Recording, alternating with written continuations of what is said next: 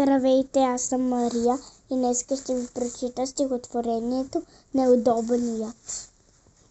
Какво ли е направил таралежът, та всички бягат, щом го забележат.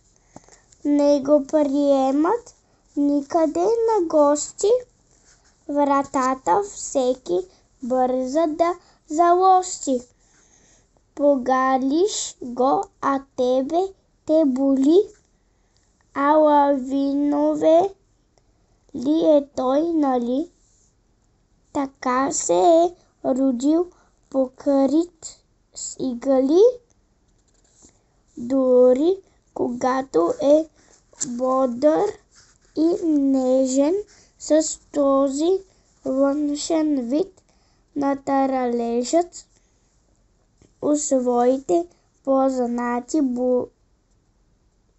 буди страх, уж се